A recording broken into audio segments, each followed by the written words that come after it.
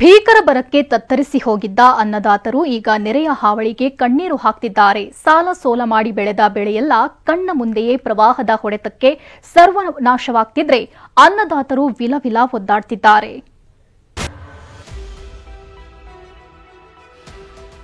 ಪ್ರವಾಹದಿಂದ ರೈತರ ಬದುಕಿಗೆ ಒಂದು ರೀತಿ ಕೊಳ್ಳಿಟ್ಟಂತ ಪರಿಸ್ಥಿತಿ ಆಗಿದೆ. ದೀಟೂರ್ ಹಾಗೂ ಸಾರ್ತಿ ಪಕ್ಕದಲ್ಲಿ ಭತ್ತದ ಸಸಿಗಳನ್ನು ಮಡಿಗಳನ್ನು ಮಾಡಿದ್ರು. ಆ ಮಡಿಗಳಿಗೂ ಸಹ ಕೊಚ್ಚಿಕೊಂಡು ಹೋಗಿರ್ತಕ್ಕಂಥದ್ದು. ಬ್ಯಾಂಕ್ ಲೋನ್ ಎಲ್ಲ ತೆಗೆದ ಕೇಸಿಂದ ನಾವು ಸಾಲ ಇದಕ್ಕೆ ಹಾಕಿ ಎಕರೆಕ್ಕೆ 50,000 ರೂಪಾಯಿ ಅಂತೆ ಸುಮಾರು 4 ರಿಂದ 5 ಲಕ್ಷ ರೂಪಾಯಿ ನಮಗೆ ಭಾಳ ಹಾನಿ.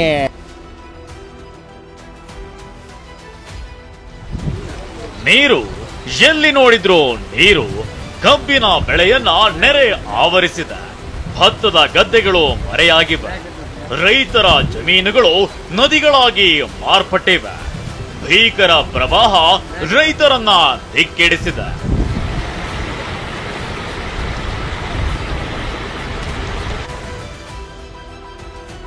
ಗೋವಿನ ಜೋಳ, ಕಬ್ಬು ನೀರು ಪಾಲು, ರೈತರ ಕಣ್ಣೀರು.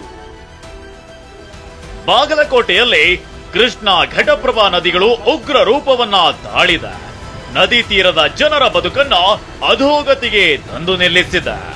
2 ನದಿಗಳ ಜೊತೆಗೆ ಮಲಪ್ರಭಾ ಕೂಡ ರೈತರ ಬದುಕನ್ನೇ ಬುಡಮೇಲು ಮಾಡ್ತಿದೆ. ಬಾದಾಮಿಯ ಗೋವನಕೊಪ್ಪದಲ್ಲಿ ಮಲಪ್ರಭೆ ಬೆಳೆಗಳನ್ನೆಲ್ಲ ನುಂಗ್ತಿದೆ. 2 ಎಕರೆ ಪ್ರದೇಶದಲ್ಲಿ ಸೀಬೆ ಹಣ್ಣು, ಗೋವಿನ ಜೋಳ, 106 ಎಕರೆ ಕಬ್ಬಿನ ಬೆಳೆ ಸಂಪೂರ್ಣ ಜಲಾವೃತವಾಗಿದೆ. ರೈತರಿಗೆ ಎಷ್ಟು ಮಟ್ಟಿಗೆ ಹಾನಿ ಆಗ್ತಾ ಇದೆ, ಬೆಳೆಗಳು ಎಷ್ಟು ಮಟ್ಟಿಗೆ ರೈತರು ತೊಂದರೆಯಲ್ಲಿ ಸಿಲುಕಿದ್ದಾರೆ ಅನ್ನೋದಕ್ಕೆ ಸ್ಪಷ್ಟವಾದಂತಹ ಉದಾಹರಣೆ ಅಂದ್ರೆ ಇಲ್ಲಿ ಕಾಣ್ತಾ ಇರುವಂತಹ ಬೆಳೆಗಳು ಜಲಾವೃತವಾಗಿರುವಂತಹ ದೃಶ್ಯ. ಮುಧೋಳ ತಾಲೂಕಿನ ಚಿಕ್ಕೂರು ಗ್ರಾಮದಲ್ಲಿ 16 ಎಕರೆ ಈರುಳ್ಳಿ ಬೆಳೆ ನಾಶವಾಗಿದೆ. ಘಟಪ್ರಭಾ ಅಬ್ಬರಕ್ಕೆ ಬೆಳೆ ಕಳೆದುಕೊಂಡ ರೈತರು ಗೋಳಾಡ್ತಿದ್ದಾರೆ. ಮಲೆನಾಡ ಮಳೆಗೆ ಬಾಳೆ ಭತ್ತ ಸರ್ವನಾಶ. ಕೊಪ್ಪಳದ ತುಂಗಭದ್ರಾ ಡ್ಯಾಂನಿಂದ ನದಿಗೆ 1.70 ಲಕ್ಷ ಕ್ಯೂಸೆಕ್ ನೀರು ಹರಿದು ಹೋಗ್ತಿದೆ. ಇದೇ ನೀರು ನದಿ ತೀರದಲ್ಲಿ ಸಂಕಷ್ಟವನ್ನೇ ಸೃಷ್ಟಿಸಿದೆ. ನದಿಯ ಅಕ್ಕಪಕ್ಕ ಭತ್ತ, ಬಾಳೆ ಸೇರಿದಂತೆ ಹಲವು ಬೆಳೆಗಳು ಕೊಚ್ಚಿ ಹೋಗಿವೆ. ನಾಟಿ ಮಾಡಿದ್ದ ಭತ್ತ ಸಂಪೂರ್ಣವಾಗಿ ನೀರು ಪಾಲಾಗಿದೆ. ಮಲೆನಾಡಿನ ಮಳೆಗೆ ನೆರೆಯ ಸ್ಥಿತಿ ಉಂಟಾಗಿರುವಂತದ್ದು. ಕೃಷಿ ಜಮೀನುಗಳಿಗೆ ನೀರು ನುಗ್ತಾ ಇದೆ.